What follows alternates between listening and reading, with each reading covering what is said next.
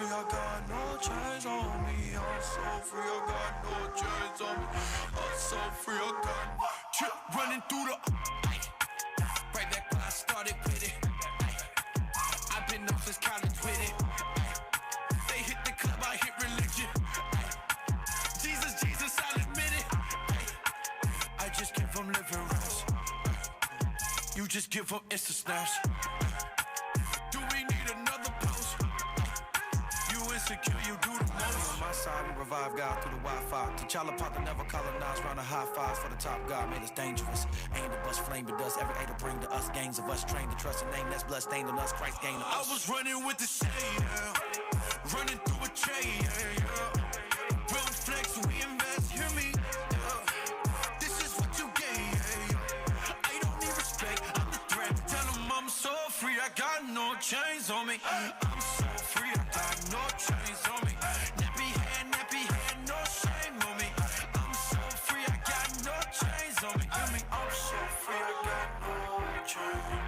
Look at my neck, no chains. No chains. Rapper. Yeah, come get your opinion, it don't matter.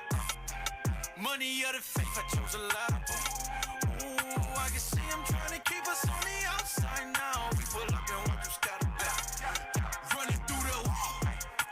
Heaven got a playlist. I promise that's my favorite place, man. Faithful lover famous. Yeah, faithful lover famous. New rappers that sure to blow, really drug addicts with a studio. You gotta pop pills on the usual, then that paradise ain't really cool to yo.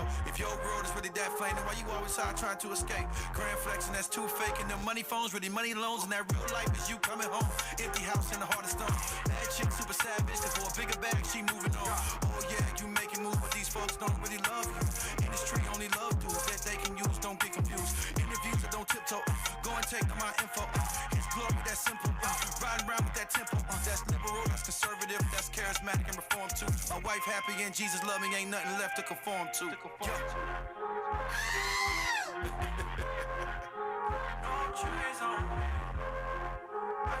I was running with the set, running with the set.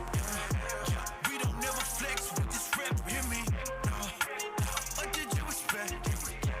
I don't need respect, I'm the threat. Tell them I'm so free, I got no chains on me. I'm so free, I got no chains on me. Nappy head, no shame on me. I'm so free, I got no chains on me.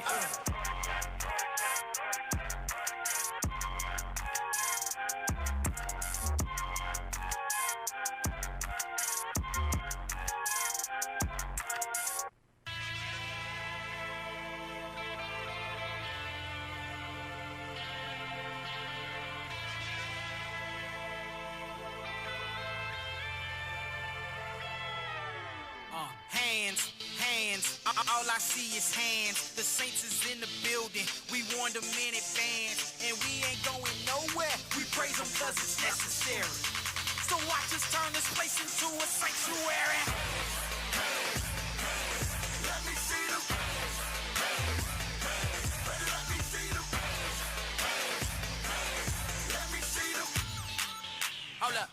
Hold up, Jesus all in my brain. Hold up, Jesus all in my brain. Hold up, Christ is the big picture, so it's Jesus all in my frame. Hold up, don't you see that we bout it?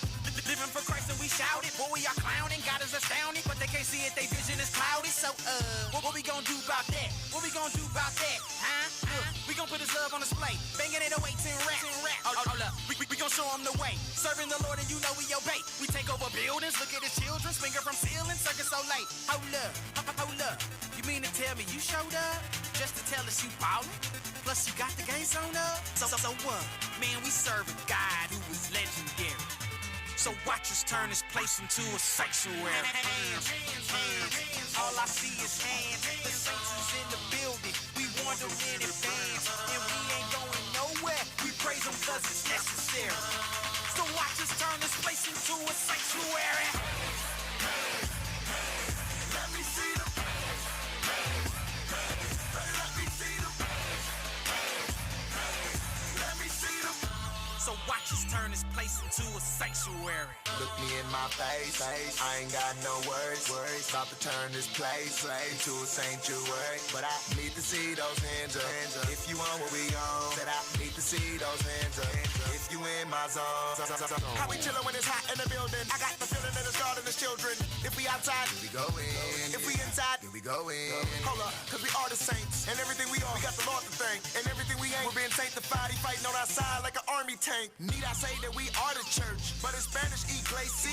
In the hood, they say church people. But in the Greek, it says ecclesia. And where we are, the spirit is holy ones, household of faith. We bear the mark, so they called it elect by the good shepherd. That's a heavy weight. But as it relates to life and godliness, boy, we got the royal flush. Wasn't orphan like Orphan Annie. He upped the ante and adopted us. I'm about to work myself into a frenzy. God is in me, contending I'm about to bust. Turn a prison cell to a sanctuary. Paul Silas, lock us up. Hands.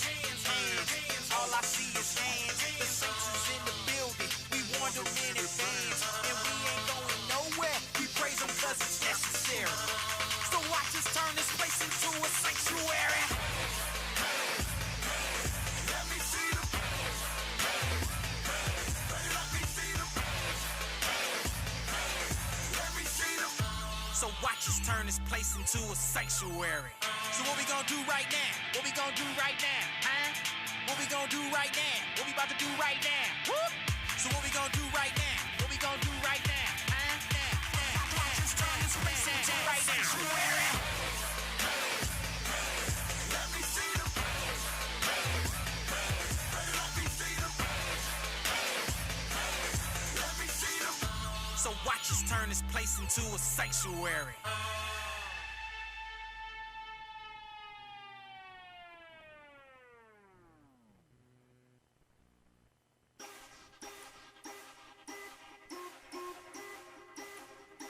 Let's go. Don't waste your life, man. I know a lot of people that are scared they gon' die. Couple of them thinking they'll be living in the sky. While I'm here living, man, I gotta ask why. What am I here for? I gotta figure out. Waste my life, no, I gotta make it count. If Christ is real, then what am I gonna do about everything in Luke 12:15 out of 21? You really gotta go and check it out. Paul said, if Christ ain't resurrected, we wasted our lives. But that implies that our lives built around Jesus being alive. Everything I live and trying to show the world why. Christ is more than everything you'll ever try. Better than pretty women sitting and living to get a minute of any women a minute you admire. It ain't no lie. We create. Okay.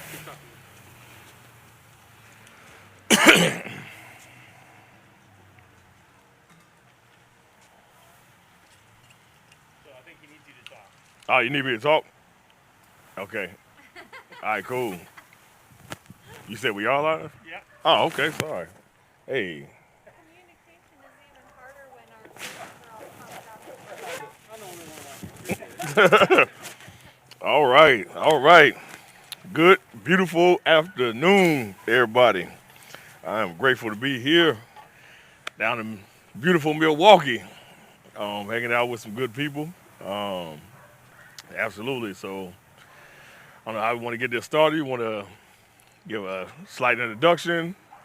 I think everybody pretty much. Who are you here? Got you.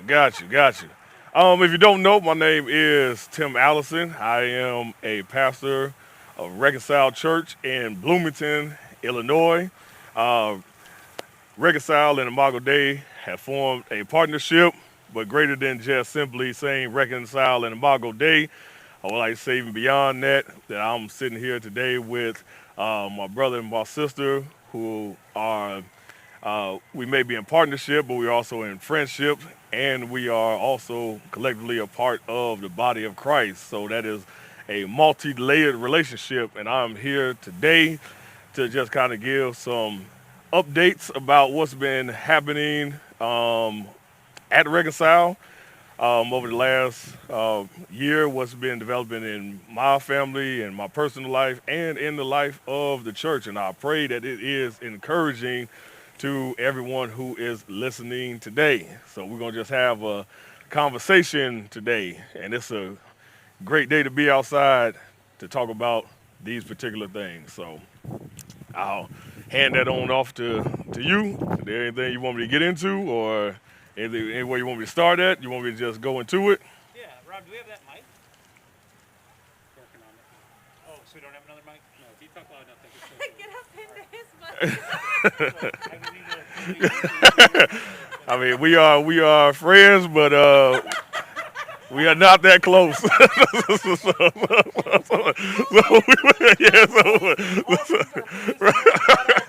Right, absolutely. So, so we just gonna make this work how it works today.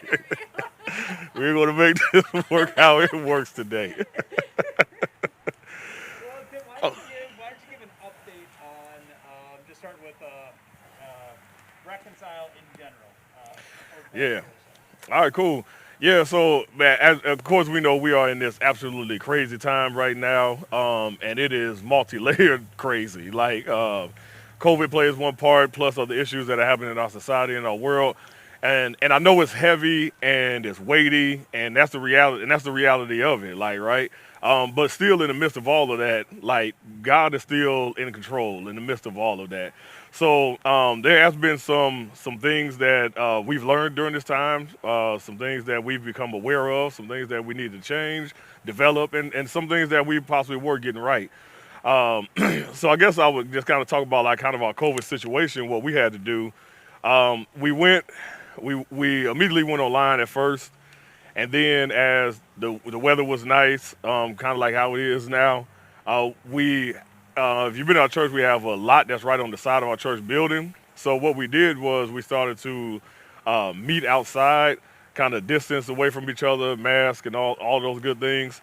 And what we came to discover was like there were some great benefits to actually being outside. One, we got to know our neighbors more. They got to know us. They got to know us more. Got to know us better. There would be people who were just riding their bikes down the street or walking down the street that would just jump in and and come be a part of our service, right? One particular individual, she lives in the neighborhood, and she walks a dog every Sunday morning. And she said she used to love to hear, the music playing from outside, which means that she always walked by church during the time we're having service. Were we aware of that? No. Why? Because we were in the building. And she just stopped. She stood across the street and she was walking the dog. And one of the members of Reconcile went over and talked to her and told her, hey, she's welcome to come by. She can come and be in the grass with us and talk with us. And she said she didn't want to bring the dog, and that was fine. So she just stayed and listened. And then she came back. She came back the next week. Kelly is her name. Squishy is her dog's name, and yeah, Squishy. And yeah, so she came back that next Sunday, and she actually had continued to come. She's been a part of our RC groups. Our RC groups are just what we call our small groups. We call them RC groups. Immediately that Wednesday, she joined the RC group, and she's been a part of our church ever since then. She's been coming and attending and being discipled, and we're hosting a new membership class on November 20th. Y'all excuse me, I don't even know what day it is. I was gonna try to say the distance, 2 weeks, 3 weeks. I don't know. I know what day it is. It's November 20, the weekend of November 20th. And yeah, she will be a part of that as well too. Another thing is there's the Sands family. The Sands family, they, excuse me, the Sands family, they were looking for a church, but they weren't really like comfortable being indoors and things of that sort. But they have specific needs, as they are a white family who have adopted black children, and the children are getting older, so they're like 16, 17 now, so they've been with them for a long time. There's certain particular cultural things that they want their children to know and understand. I commend them for that as well too. But even things that they want to know and that they want to understand. So they were looking for a church that would be faithful in its preaching, faithful in its mission, that also would be culturally relevant for their children. And the fact that we were meeting outside gave them the ability, or the opportunity, I should say, to actually come and see what Reconcile is about. And so they came and attended our church around the same time that Kelly did, and the same exact story for them as well too. They've been continuously attending. They got involved immediately into our RC groups, and they'll also be going through a new membership class on November 20th, however many weeks and days that is from now. Another story, a young lady, Layla, she is a ISU college student. She actually, she knows my wife from a long time ago, right? But like not from anything necessarily recent. But she was also looking for a church home, and because the online option was available, she was able to kind of tune in online, and she also ended up being a part of our RC groups as well too. And she's been a part of that ever since. And all this happened pretty much around the same time.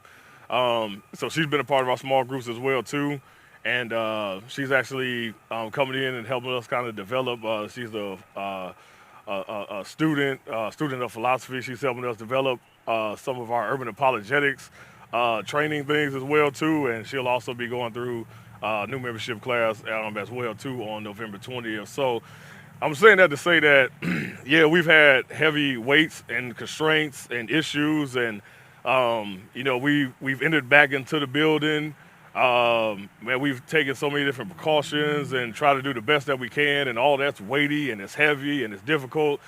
But in the midst of all of that, like COVID or nothing else has thwarted the plan of God, and it hasn't thrown God off course. It's not like God is in heaven like, oh man, these things are happening, what are we going to do? No, these eternal truths have remained to be true, and we're just grateful to see a part of that in the life of Reconcile during this particular time. Now, of course, there is some difficulty as we're still trying to work through how can we stay connected while we having to be so separate, and that's an issue that we're trying to work through and that we're trying to figure out. But praise God for such a loving and caring, wonderful church family that's trying to make those avenues and ways for that to happen, and we're just trying to see collectively as a church how can we promote those things as well too. So that's kind of a little bit of just kind of the update of what has been happening during this particular time. Is there anything else? Because I can ramble on for a while. So is there? I think it'd be helpful. I mean, like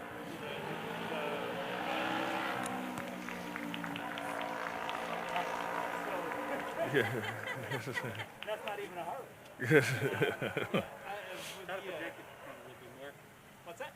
Try to project more. Oh, just a little bit. Oh, you're getting me on there? Okay.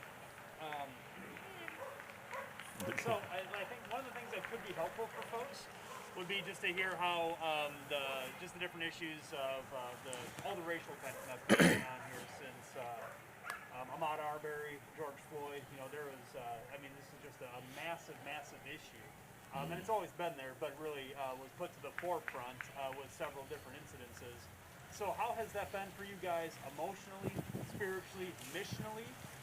Has that opened more doors, closed some? How has that been for you guys?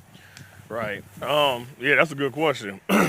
So the reality of it is like this is a part of the life of being black in America. Like you experience that, and these things actually become kind of. I think a truck is coming down the road, so I'm gonna pause for a second.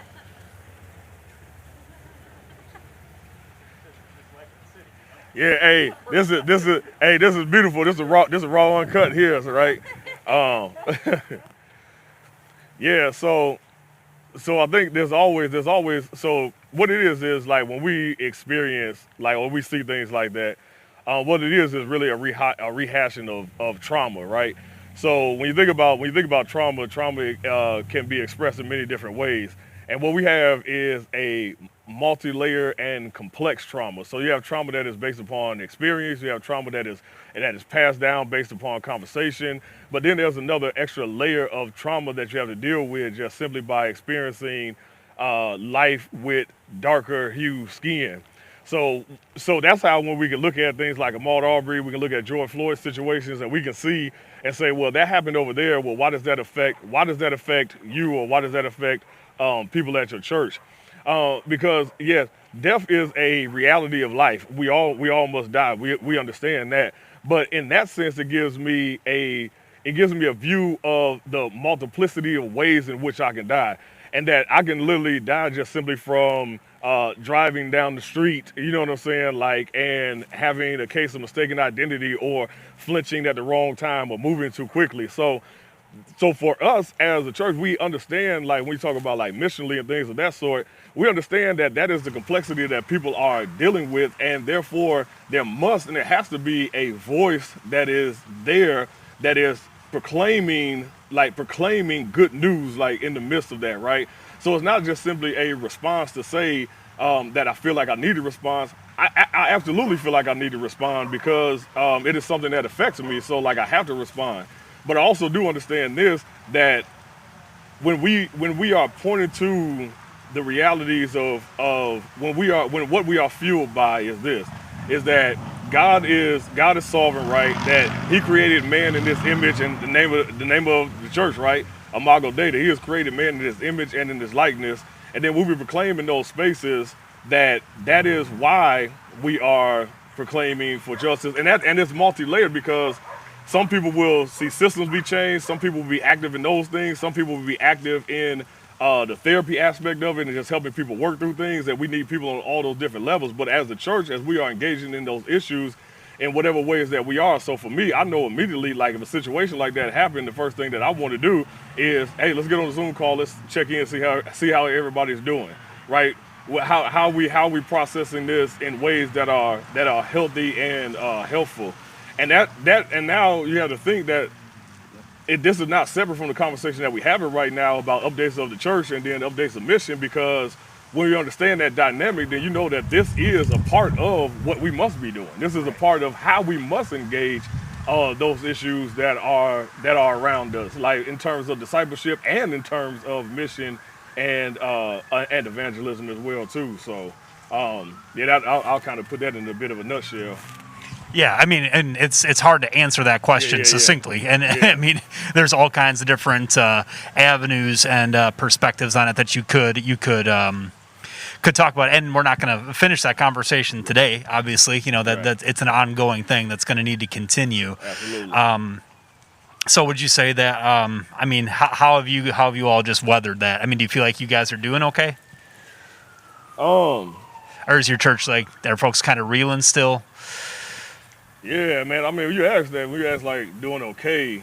Man, I have a hard way of like answering that, because it's like, man, what does okay look like? You know what I mean? Like, we're okay in the sense of like that at the end of the day, our hope is in Jesus. Yeah, we're okay in that sense, and knowing that security that we have.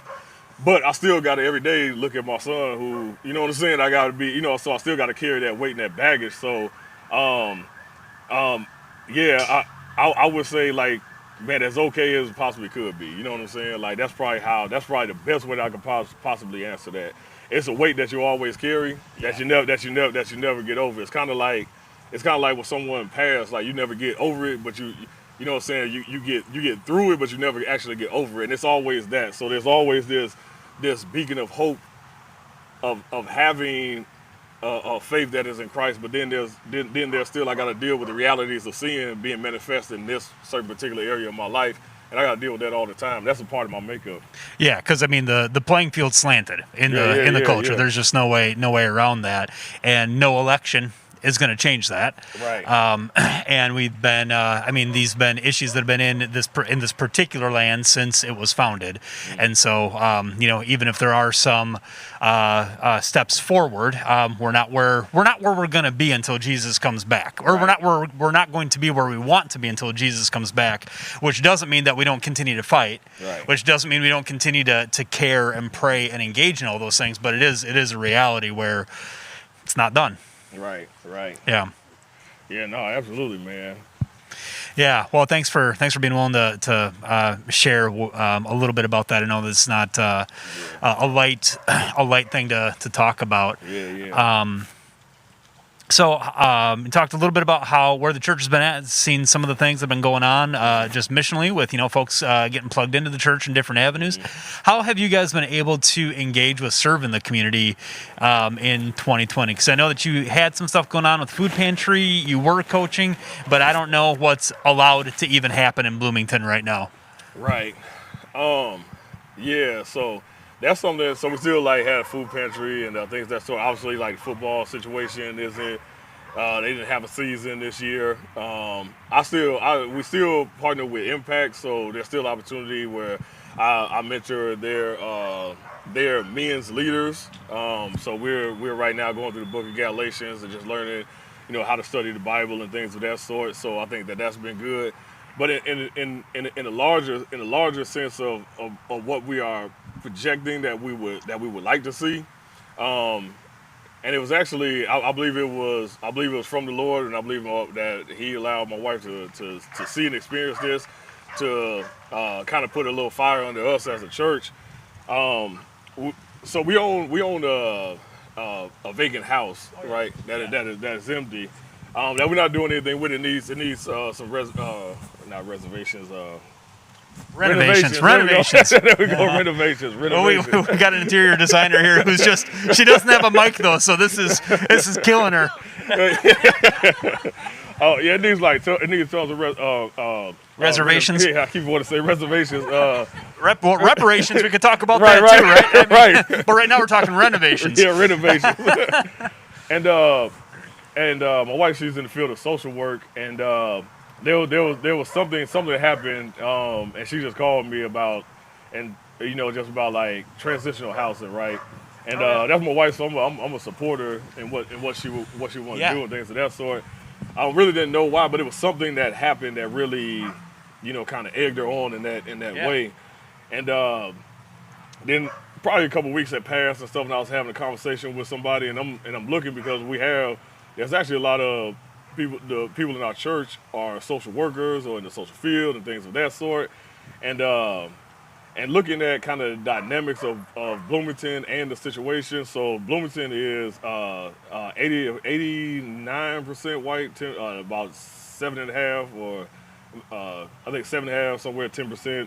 These are rough numbers, right? African American. Then there's a small population of mixed group. But when you look into the social field, what you see is that a lot of times it is the black families that are having children taken out of the home, right? But then on top of that, what you have is when there's a situation where a mother is doing in her best of her ability for her children to be back in the home, the process just doesn't line up all the time. It's overwhelmingly difficult because they may not have the resources and the things that they need. It's not that they are not trying. And because it gets so hard, sometimes it's not.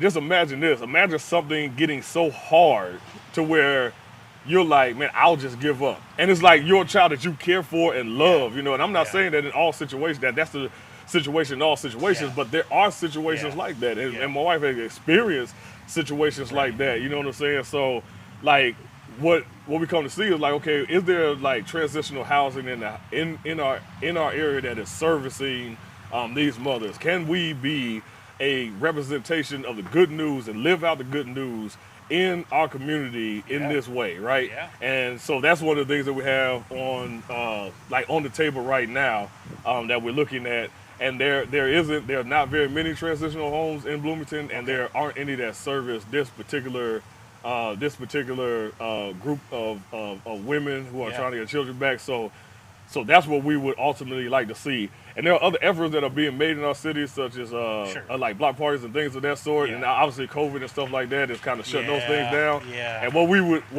if we could partner and volunteer and just help someone who's doing those things to focus our time and our energy, because it's going to be a larger undertaking, but we want to focus our time and our energy into that.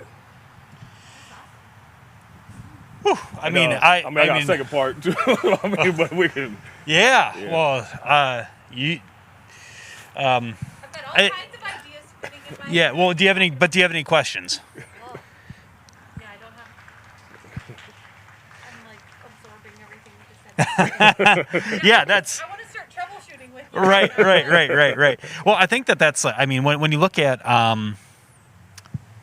Is the volume on in the building? That's what's going on. I thought that was an echo. Okay, it's all good. I can just hear me out there. There's a little. I'm not easily distracted. So, but what was just coming in my head when you're saying this is just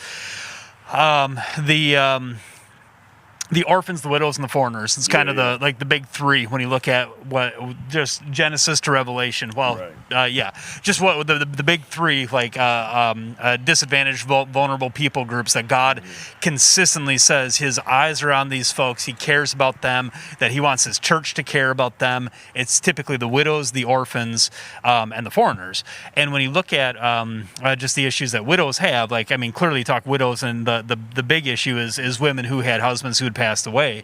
But the reality is that there are all kinds of women who are functional widows because of not having men around for whatever reason, and so then they have to still deal with those same struggles, and in sometimes an even more challenging way, just because of the dynamics that have gone into now they're raising these kids on their own as a single mother. Not in every case, but in some cases like that.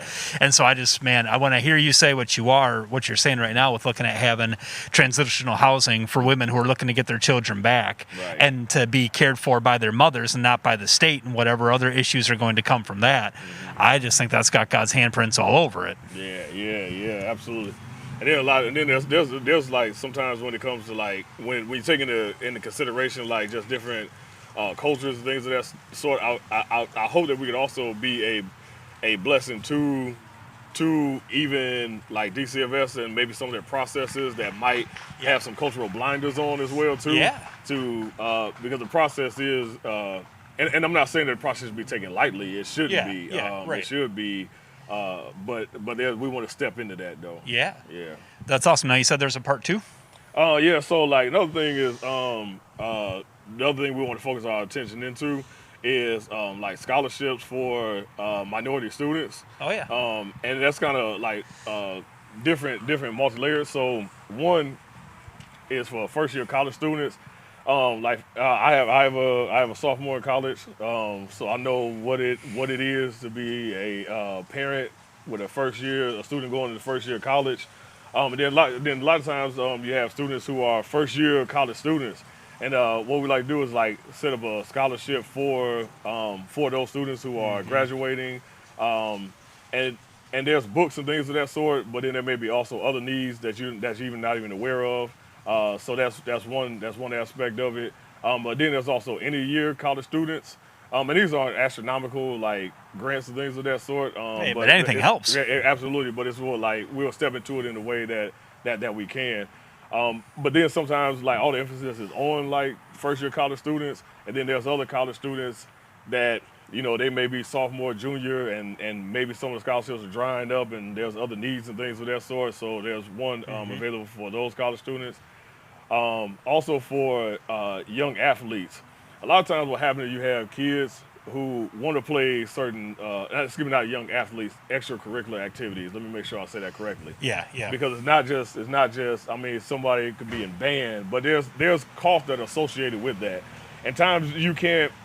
People just don't have the money to pay to get the shoes or to get the instrument or to get the this, but the reason why like that is important is because the reality of it is that that plays into. It plays into the makeup and the development of a child as well too. Like there's things that I've learned from being in sports and being a part of certain particular things that like were invaluable to me. And then not only that, man, there's unique ways that we have been gifted to do certain particular things that might be helpful and beneficial to them in the long run. And if the thing that is standing in the way is a couple dollars because I can't get the instrument or because I can't get that. And then, but also beyond that also is we also want to encourage like members of our church to support these children that are in these activities as well too. So when they're in them, man, we can go and support them and be a part, because a lot of times it's not that mom and dad don't want to be there. Mom and dad got to work, so if we can be there and support and cheer them on, and they can see familiar faces that support and cheer them on, I think that's beneficial. But then also for young entrepreneurs, as we look at the time we're living in now, man, kids now are seeing, they're seeing you know, a 8-year-old boy who's making $20 million a year opening toys up, right? And I'm saying to the site, it's like there are things that I can produce and there are things that I can do also with, and that may not necessarily be me going to college, and that's just the reality of what it is. But there's also entrepreneurship that can happen, and we want to partner and have a couple scholarships that would help people get started. But the way that would get started would be partnering with there's a organization that helps entrepreneurs. So to develop like SMART goals, to develop a business plan, and develop these certain particular things.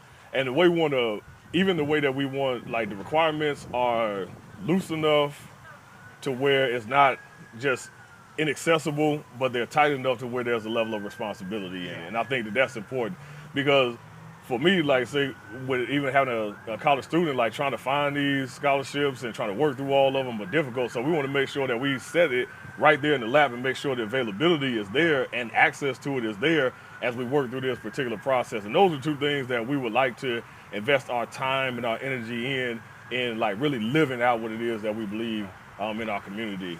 So would that be at ISU then? So it'll be available to any college somebody's going to. So it'll be more, we'll put it like you can access it from there, but then that'd be the problem because a lot of times when you go to try to access it, you don't know where to go, you don't know where to look from. So yeah, you can file it through those areas. I'll wait for a second.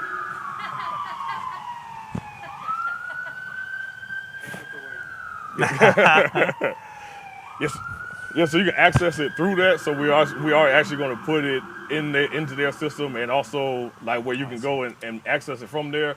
But that be part of the problem is those things get buried. So yes, that will be that availability for anybody who knows how to navigate through those things. But we will make sure that we are putting it into the neighborhoods, into the people, so that they would know. And then of course you got to do all your work and show your acceptance letters and all that different type of stuff and GPA requirements and all of that.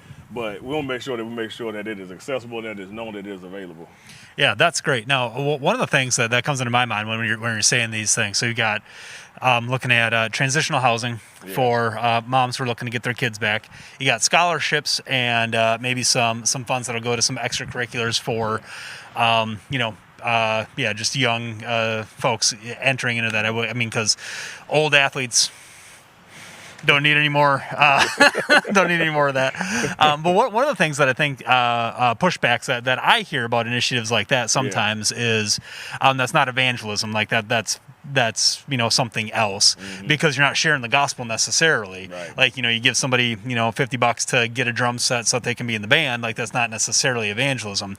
I look at that a little bit differently, where I think maybe if you don't like explicitly share the gospel, it's not evangelism, but from my vantage point, I would say that's a part of discipleship. Like a part of the church being discipled is looking at the world around us and saying, how can we use the blessings that God has given us to bless other people? And hopefully that'll be an opportunity to share the gospel at some point. How do you process that? Yeah, so I think the best way I can say this is I think there's a cultural lens that we tend to apply that we're not often aware of, right? So when we say certain things aren't evangelism, we got to now define what do we call an evangelism? Is evangelism the act or is it the proclamation? I would say that it is the proclamation and the living out of the gospel, right? But now we have to take in consideration that most of the times when people say that, their model has been that. That's been their model. Right. The model that they know is we give stuff and then we go over here and then so that's the model that and understand. But for me and my communal model is something that we know and that we understand. The highest pinnacle of being accepted in my community is being invited to the barbecue, right? It doesn't matter if you see somebody who was on CNN or you just seen somebody who was in the neighborhood. If anybody who is outside of the culture, like, man, when the term is you've been invited to the barbecue, like that's the pinnacle of acceptance, right? Because there is some individual ways of thinking, but then there's this community way of thinking. And when we function as a community and then we are proclaiming and living the gospel within that, that's one of the reasons for the transitional housing is because there's only 5 in the area and none of them are ran by churches. And the reality of it is, I'm kind of going on my rant No, here. no, Now, go, the go, reality go, of go. it is if we could do that without grants, because we want to be able to be the church. We want to be able that's to right. proclaim, you know what I'm saying? Like, if we can do that without any barriers at all, then that would be wonderful. Like, that's what we want to be in that space, and we want to live out the gospel, and we want to be able to proclaim it in the midst of that. So if someone was to say that, well, that's not evangelism, me just being there with somebody and having coffee isn't necessarily evangelism as well either, right? It's the model. It's not just the model, it's what we are doing in those spaces and how we are engaging in those certain particular spaces. And I'm not saying that anything is wrong with that. I'm saying that, man, we have to work and proclaim the gospel in the spaces in which we are in, and let that be the thing that is driving, guiding, and remove any stigmas or anything like that, and do the work that we've been called to do. Yeah, this is excellent. We're going off script here because we don't have one. Right. So, but I like where this is going, and I think it's super helpful. So, Tim, if you wouldn't mind, just explain a little bit. How would, from your perspective, your personal perspective, cultural perspective, what would you say? How would you describe what happens if somebody meets up with somebody else for a cup of coffee, shares the gospel, and then walks away? What is that in your perspective? Oh, you say if somebody just meets. So you're saying the question that you asked, if somebody meets up with somebody, shares the gospel, and then just simply just yeah, maybe gives them like their card or like a card for a church or something, and says, hey, if you want to trust Jesus or whatever, here's a prayer to pray. Hook up with this church at some point, or give me a call. I'll talk with you again. But that's about as far as it goes. How do you deal with that? Yeah. So for me, if that's all there to it, then all you did was you just gave. You might well. That's the same thing as just giving somebody something, right? Obviously, we know that God is the one that's changing and transforming the heart. That's what we can't and we don't do that. But we, as the church, do have the responsibility to be just what Paul wrote in Corinthians. We no longer judge people by the flesh, just like we no longer judge Christ by the flesh. We once seen Christ in a certain particular way, but once we have been changed and transformed by the gospel, we have a new look of who Christ is, and that's reflective even with Peter on the coast of Caesarea Philippi, right? He doesn't, when they ask, who do men say that I am? People who have not been changed and transformed by the inner working of the Holy Spirit don't have the same perspective of Christ as they do of people who have been changed. And that's why he says, blessed art thou, Simon Bar-Jonah, for flesh and blood that reveals my Father in heaven, right? So therefore, but that's not the only thing that changes. The changes, also what changes is how we view people now. So we no longer view people in that same way.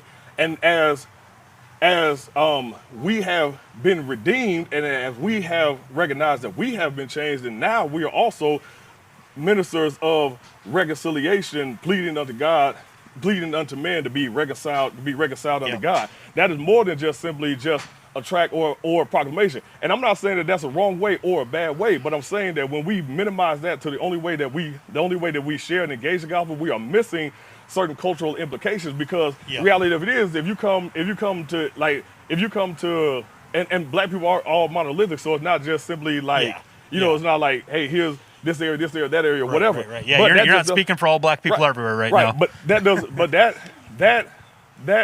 and I'm actually seeing that in some college ministry approaches where that is being an issue, because they're struggling because they're not able to come together and be the community and do the things that they're used to doing.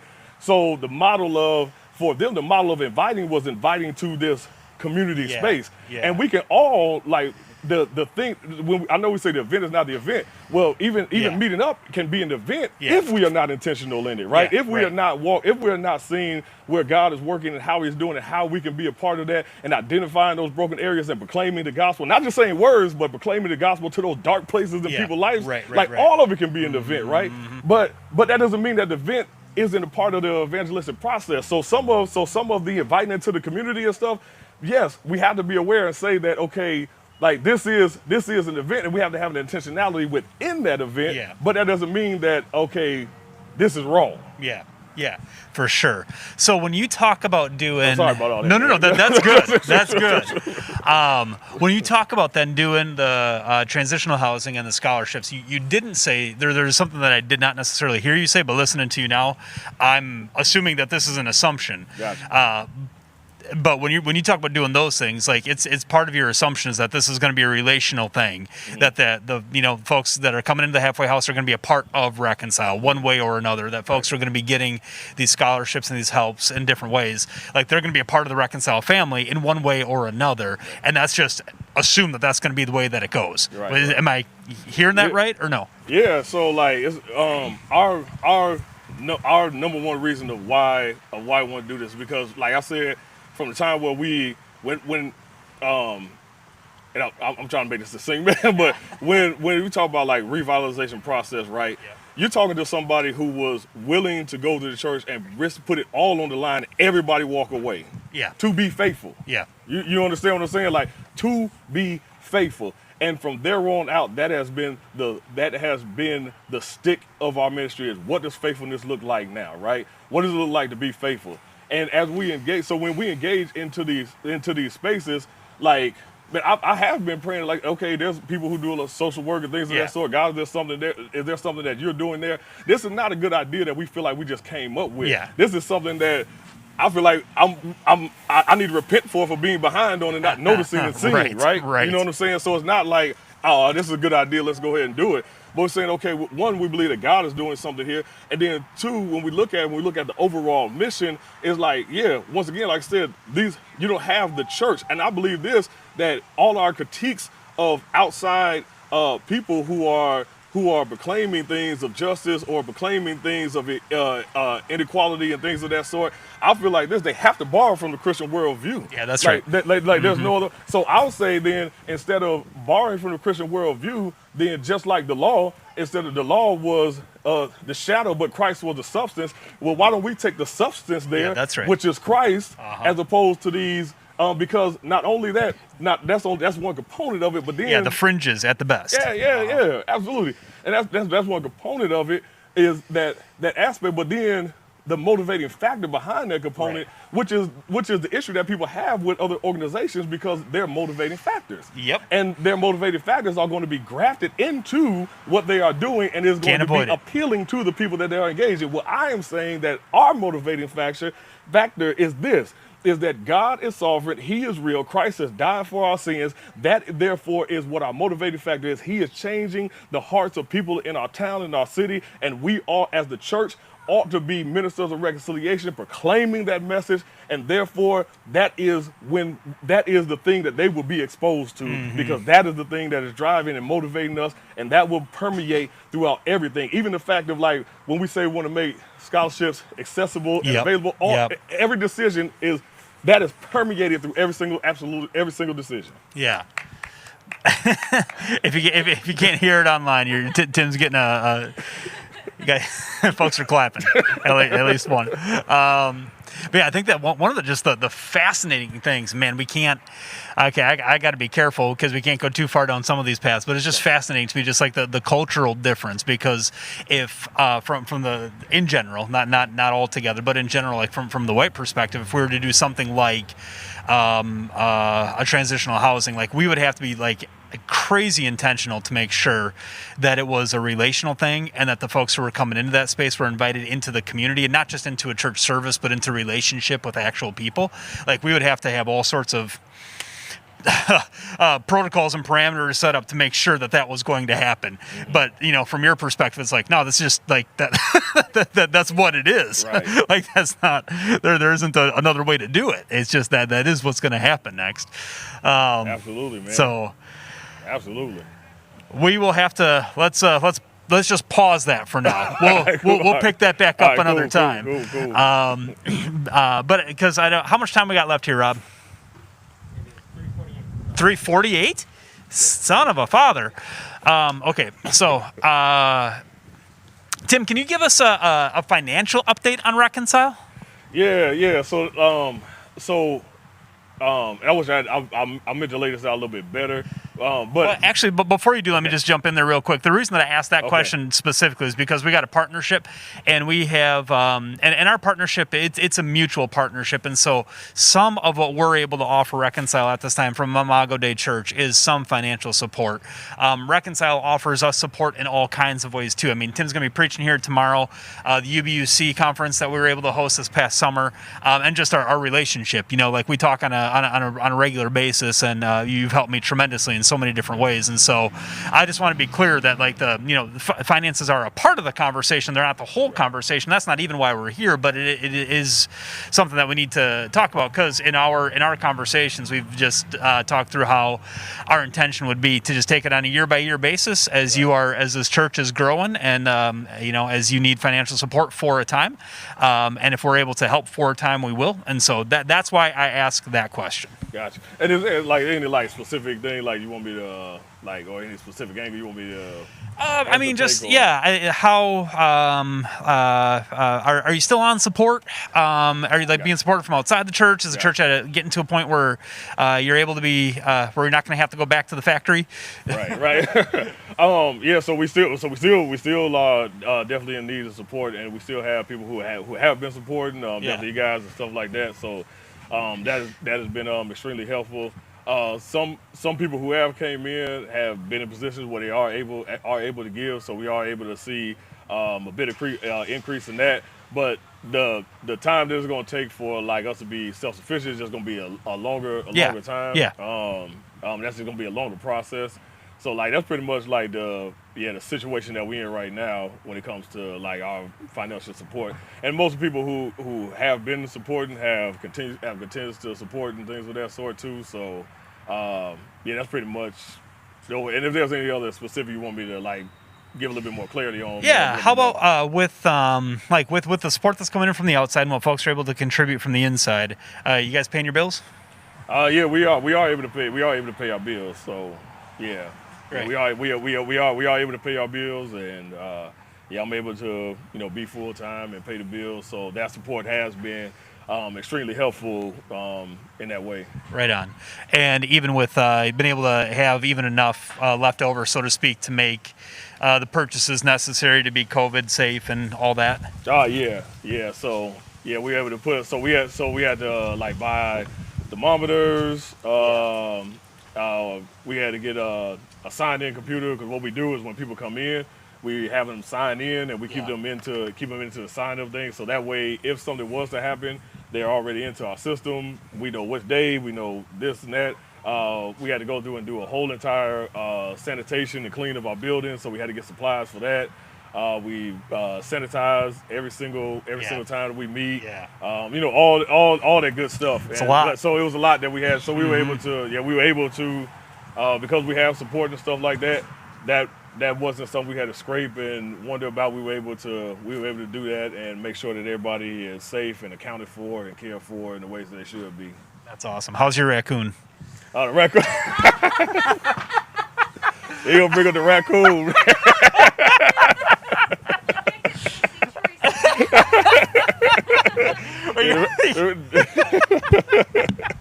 Yeah, so the raccoon is gone. We had a raccoon situation, so we haven't Roger the raccoon has not been around. I mean, much, well, that's a little disappointing, because I got a shotgun and a hound dog, and so I was kind of hoping to come on down, but that's all right. Yeah, see, that's one way we could have got rid of it, man. I don't know if that's okay to say here. I'm from the country, so that's the. Anyways, awesome. Well, I'm glad to hear that's still going all right for you guys. You have been going to school, so tell us about that. All right. So I've been going to seminary, Beecham School of Hyman Oak. Hyman Oak just gives word for theology. So I have a what word? Gies, Ethiopian word. So that's ancient Ethiopian. Gies. I was gonna say that didn't sound Polish. That is ancient Ethiopian. Which, fun fact, the Ethiopian language was the first written thing in that Ethiopian language was the Bible. That was the first thing that they wrote down. But my man, it's been going. It's been a grind. It's been good. I'm grateful to be able to have that space to do that. So just kind of give a quick update of just some of the classes I went through. Yeah, So I've done 4 semesters of Greek. I finished that, and that was with 2 exegetical classes. I'm going through First Peter. It's called all the terms are like African terms called Dursat. First Peter and Matthew. I'm in my first semester of Hebrew, so I'm learning the Hebrew language right now. Good for you. Yeah, so we are, yes. And the vowels and prepositions and the whole 9. So been learning the Hebrew language right now. In all actuality, on my way up here, I was actually in my intensive today doing mission classes. So like that's helpful in developing that theology of culture. Yeah.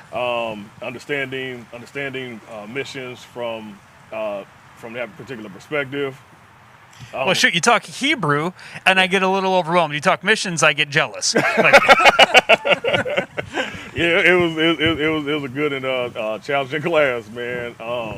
And then so I did 2 semesters of church history called Sankofa, and the great thing about that is I was able to be exposed to early African Christianity, which is something that is often neglected. A lot of times we talk about church history, we tend to just be talking about one particular Roman church history pretty much. So I was also able to look at African church history, which is important. Like I say, all these things are applicable to me immediately. So for me, going to school isn't something that is applicable later on in life or like, man, as pursuing. No, it is applicable to me and Reconcile right now. And Reconcile, they know without a shadow of doubt, like my only purpose is I want to serve them better. And that's why I literally want to serve them better. And that's why I'm going through a seminary. So I feel like those are the classes I've completed. So I've been maintaining a B average, pursuing MDiv. Look at you. Yes. The MDiv is called Sahafa Hymenot, and that's what the MDiv program. So I'm pursuing that right now, and I was able actually to present my research paper at a recent academic conference. So the research paper was on focused on Ephraim from Syria, and the paper was about the freedom of cultural expression and theological discourse. So I was able to do that, and man, I'm enjoying the journey, man. That's awesome. Yeah, because you're, you just mentioned having church history not just be Western European church history, but rather a more, tracing the gospel movement south as well as west. But that's, even just something like that, I think is so critical because, correct me if I'm wrong, but one of the big hindrances to the gospel in our culture right now is the perception that Christianity is a white man's religion. And so when you're able to, now, the first words written in the Ethiopian language were words from the Bible. That's a pretty quick and thorough way to cut that argument out at the knees. And so it's immediately helpful missionally too, I'd imagine. Yeah, absolutely. 100%. So a lot of things some of the things we had to take into account is people who are detractors of the faith. They tend to think that Christianity is white man's religion, and they think of that in many different ways and expressions, right? And we're in the area that we in, like we kind of get overflow of that. So it's not that it's direct teaching, but we had the advent of the internet right now as well too. That like everything is accessible. Yeah. So right. So in a way of rejecting anything that is white, Christianity is looked at as white, and then there's a rejection of that and say that we need to be a part of religions and concepts and ideas that more closely relate to us.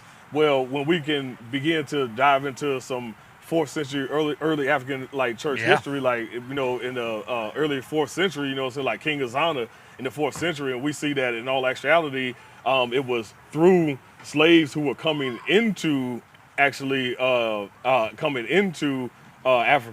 that actually shared the gospel with King Azana. He becomes a Christian. Then we have even the Azana stone where he writes these things, and then Ethiopia.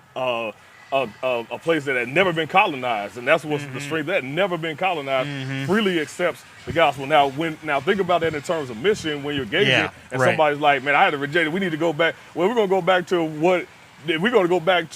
if that's the argument, then we're gonna go back to what is therefore, then we need to go back to Christianity. Yeah, then. that's right. That's right. Along those lines. So right. missionally, it is extremely helpful missionally, but then also in terms of discipleship in itself. I'm gonna hold on a second. Well, that's all right. It's just in terms of discipleship, is it's all good. Love the sounds of the city, baby. In terms of discipleship, it is helpful in identity affirming as well too. Like in terms of like, man, we have our identity that is ultimately rooted in Christ, right? But I don't think that is separate from the identity that He has allowed us to, the expression of developing culture to live in this world too. So we also see a bridging in that as well too. Yeah, and it's interesting to consider because you talk about a king in Ethiopia. What are you saying? So a king in Ethiopia in the early 4th century. That's around the same time as the Council of Nicaea, then up in Rome. And so now you have a king in Rome, Constantine, who's playing some politics and is going to leverage Christianity or at least any religion, whatever he can, to really unite the empire. Was really his intention. From my, I'd have to brush the notes off of my church history books to get that right. But that was his intention. So around the same time period, just a couple miles south, you have the gospel going to work in a completely different way. Right. That is sounds pretty healthy. Yeah, and think about how beneficial that is just to the church body in general, right? Yeah. That while they're wrestling over here, like someone else is thriving. Yeah, thriving and growing. And we see the beautiful fruits and the works of the gospel, like that we can appreciate, right? Yeah. And I think that's beneficial for like the church body just right in now. General, right? Yeah, that's right. Yeah, because we're talking about the stuff we're dealing with here in America, and there's stuff going on in China and in other places in the world that if we knew more about, I'm sure that we would be encouraged. Right. Yeah, that's awesome. Absolutely. And even Syria with Ephraim, 4th century as well too. Got the same exact thing kind of going on as he's giving these expressions that are kind of in poetic type ways and things of that sort as a defense for the gospel. And like we see this, like we all as a church body get to enjoy the beautiness of that and the vastness of God that goes beyond.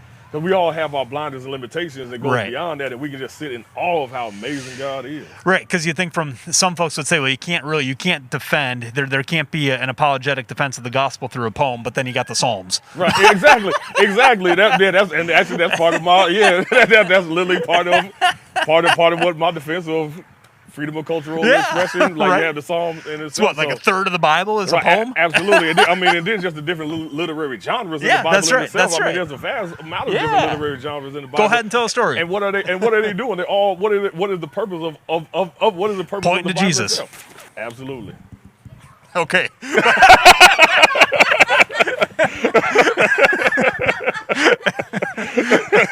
Jesus said, "You search the scripture for them you think you have eternal life." We said all of them point to him. Yeah, absolutely. That's it.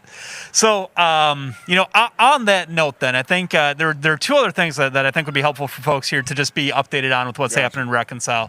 How's leader development going with you guys? You got elders in place. How many church planters have you sent out? Right. What's your... Yeah, so man, there's a stock of wonderful men that have come be that are at our church and then have come be a part of our church. So what we're doing now is exploring, getting ready to explore eldership, right? So that's the stage we're in with that. So we haven't actually. That's great.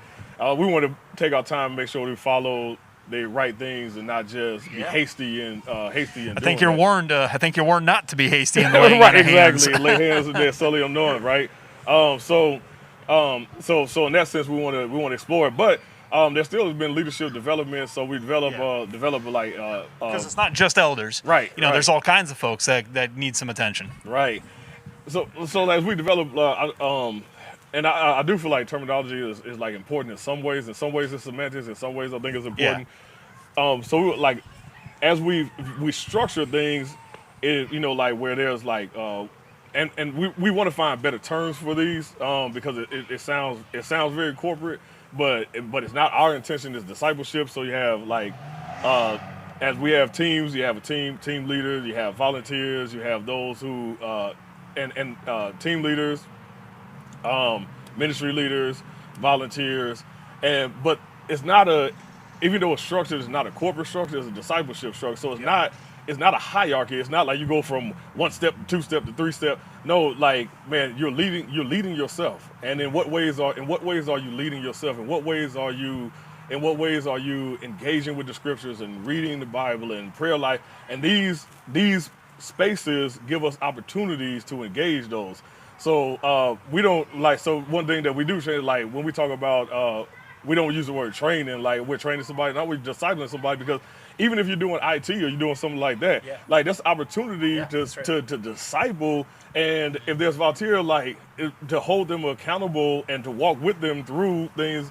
And then once that happens, then you have the opportunity to help develop or disciple maybe groups of people or teams of people. So it's not a hierarchy. It's not like here's the number one goal. It's like, no, this creates spaces and opportunities for us to. And then there's been people coming like Levance talking about. What do y'all know that my story? I think I preached for 40 years before I took a Sunday off. But then we have Levance. I'm just joking. I'm not even 40 years old yet. But then so Levance has come along and stepped up and take some of the preaching responsibilities. In all actuality, and I won't be at church next week, and he'll be preaching out of Mathews next week. So 2 weeks in a row. Yeah. All so right. So it's great to see him develop and grow and things of that sort. Then another brother David has come along, and he's doing some like IT stuff and things of that sort. And it's great to see how he's working with other, and he's also like part of RC groups and things of that sort. And so to see, it's not this hierarchy 1, 2, 3, 4, 5, 6, 7 step. It's this idea of like, if you're in this space and whatever space you're in, our mission is this. Like, our mission isn't just a tagline. Like, we want to be a community of disciples, making disciples, trained to live out the gospel practically among one another in the world. It's not just for the T-shirt, and it's not just for the cups. It is literally like what drives us and what we want to see happen. Like, we want to be disciples that are making disciples, and if that's the case, then in this space, how are we creating an opportunity for that to happen? That's great. Yeah. So you got some tracks, you got some intention for keeping an eye on developing elders in the days ahead. That's fantastic. Yeah.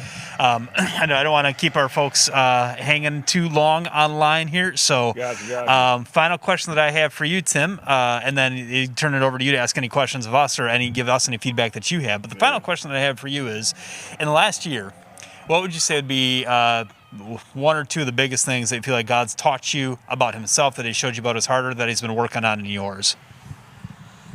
That's a good question. Let me zone in on that for a second, man. That's a good question. I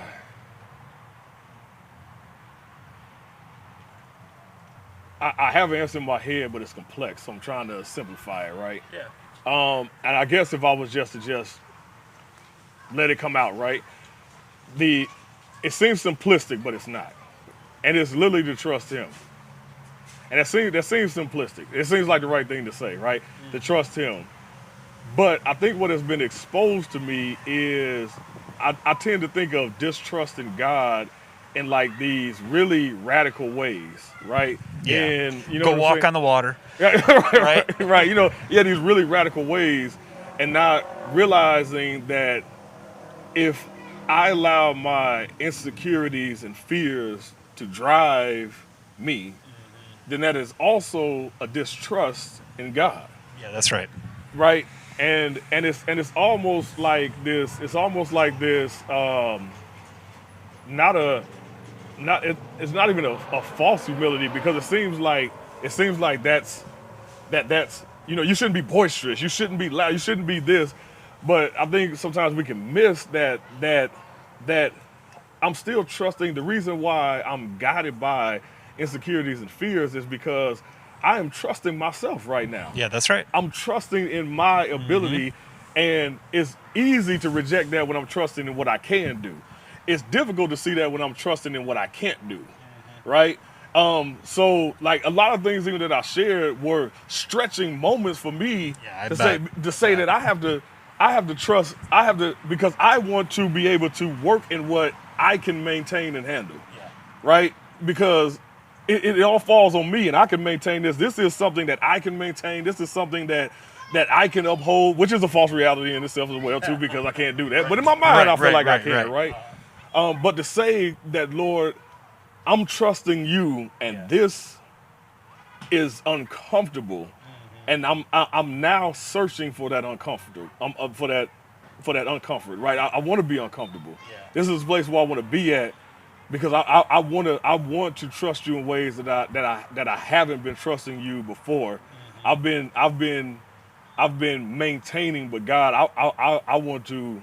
So teach me how to trust you. So I would say that learning to trust Him beyond my hope or my trust in any fears or insecurities or any inadequacies that I have has probably been the greatest thing that the Lord has been working and showing me this year. Yeah, that's all. Thanks for sharing, Tim. Appreciate the vulnerability there. I think that's just got to be so encouraging for folks who are listening online right now, because I think it can be a misconception sometimes that a pastor going to seminary, learning Hebrew, and writing papers to be presented at academic conferences would surely trust God. Right? But that's a misconception, right? You're right, man. Yeah. And so I think it's just really good to hear, because I think you put some of those things on the table, and it's like, well, shoot, some folks can think, well, I can never reach that. But it's like, no, it's just, we're all in different stages of just trying to trust God more, and whatever that looks like. And so I think that's fantastic. I appreciate you being vulnerable and sharing that. Well, we've been grilling you for a while. You have any questions for ID? Is there anything that you've seen us do from a distance that you think that you just observed that you'd say, hey, brothers and sisters up north, here's some things that you might want to consider that maybe you aren't quite seeing yet? Yeah. Or do you have any questions? Yeah, I'll just turn it to you. Yeah, man, that's a good question, man.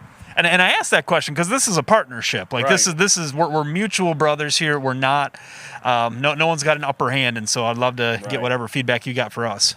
Yeah, no, absolutely.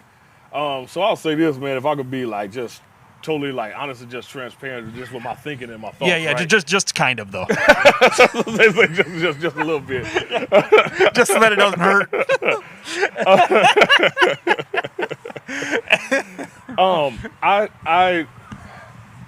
I don't believe that all the time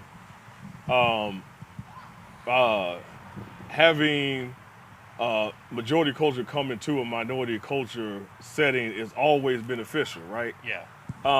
But not because I don't believe in the model, because I think there are sometimes good motivations that are thwarted and turned, right? And this is just my viewpoint, my vantage point. I'm not saying this. I don't want to get misconstrued that I'm saying this like just to build up and just to shower, because we need challenges as well too, right? So we don't always just need to be showered. We need to be challenged as well too. But I will say this: I absolutely. Hold on, we got another guy coming. Okay. Oh no, okay, we might be good. Okay. Yeah, that muffler's hanging on just fine. That I because this is a partnership and relationship, and maybe I'm talking a little personal with you and I, as well right now too, is that, man, I believe in what you want to do, and I believe in what you're doing, right? Mm-hmm. Like I affirm that, and I would say that if somebody wanted to do that I would refer them to come to you and have a conversation with you and talk to you about it, right? Because yeah, man, I'm rocking with you in that, man, and in what the way in which Imago Day is being led and talking to leaders and things of that sort.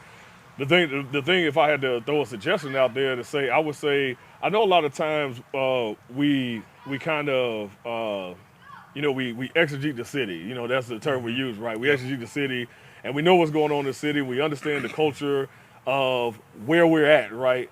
I think sometimes we forget to analyze our own culture at times, right? Mm-hmm. And to see, because if we don't analyze our own culture, then we don't know how to engage. We can lack in knowing how to engage in the culture that is around us. So one thing that I would just throw on the table, and I don't even know if this is, I don't know if this is something that you guys do or something they have done. I would say like just always, kind of check in and see, what's the what cultural things do we have and do we value and do we this, and then pit that up with the city and say, okay, what cultural values and things of that does the city have? And then now, because culture in itself, people tend to think of culture as artifacts. So they think they think about the aesthetics, right? Yeah, so they have the bucks, right? Yeah, so they think about it in those terms, symbolic interactionism, like how you're communicating something, like your hat communicates to me, that you're a Bucks fan. Yep. Right? Yeah, true. But the reality of it is, if I was wearing that hat, I might not be a Bucks fan. It might just match my outfit. You know what I'm saying? Yeah. Like, so that's not on my grid at all. I don't even know.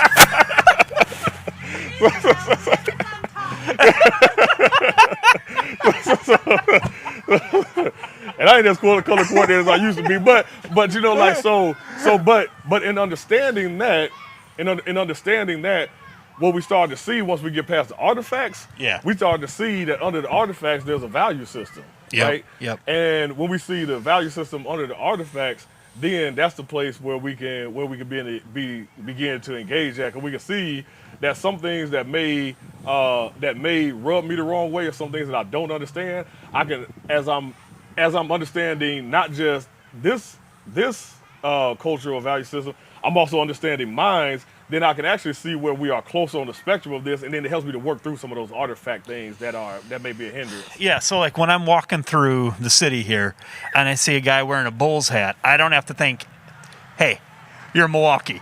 Get the right hat. Like he may just want to match. Or he may be misguided in his choosing of sports teams. But I need to not assume that. That's really helpful, Tim. But see, that's what helps.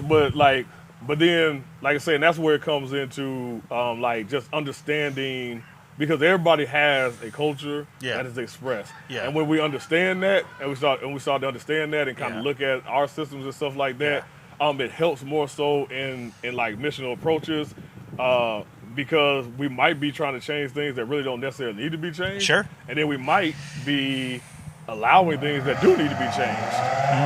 But when we're able to pit together and analyze ourselves and the people that we engage in, that's where it becomes helpful at.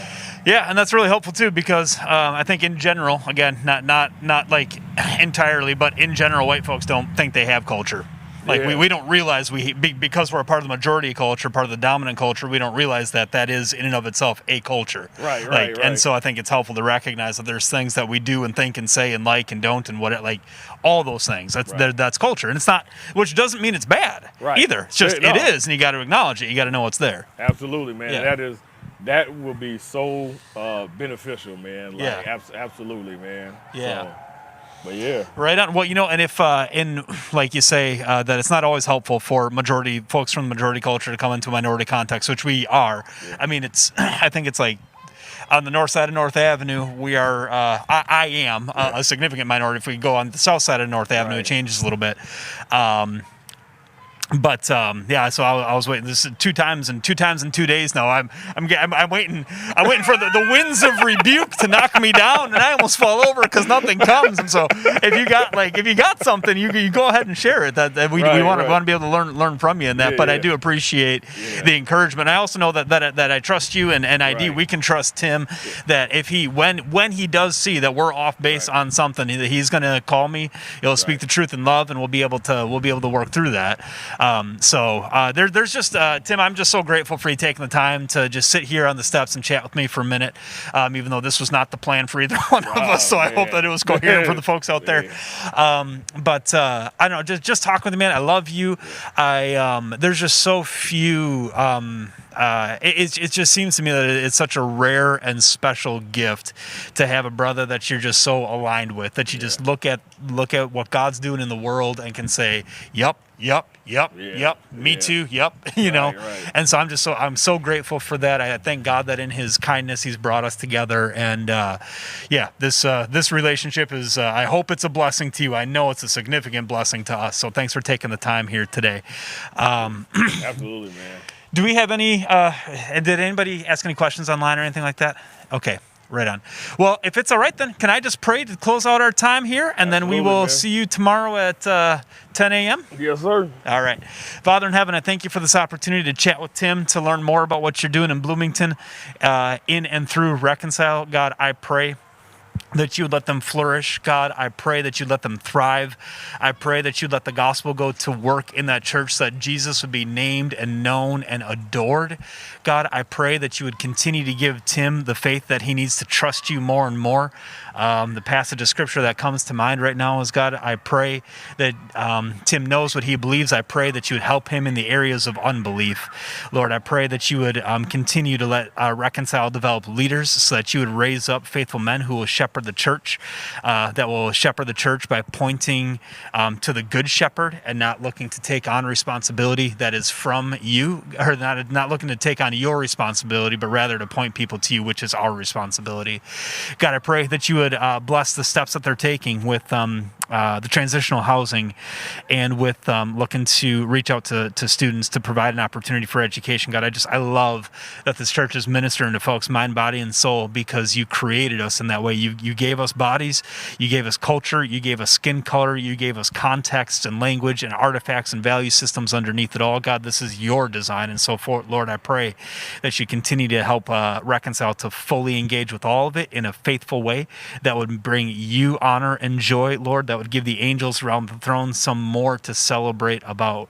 God, I pray that you continue to let us grow in a relationship, God, because what we're doing here, we can just see this is about Jesus being exalted. It's not about Reconcile Church becoming a big thing. It's not about anybody noticing Imago Day. It's about everyone knowing that Jesus is King and He is good. So God, let your glory be seen and loved and enjoyed here in this time. I pray in Jesus' name. Amen. Man, all right. All right, you guys.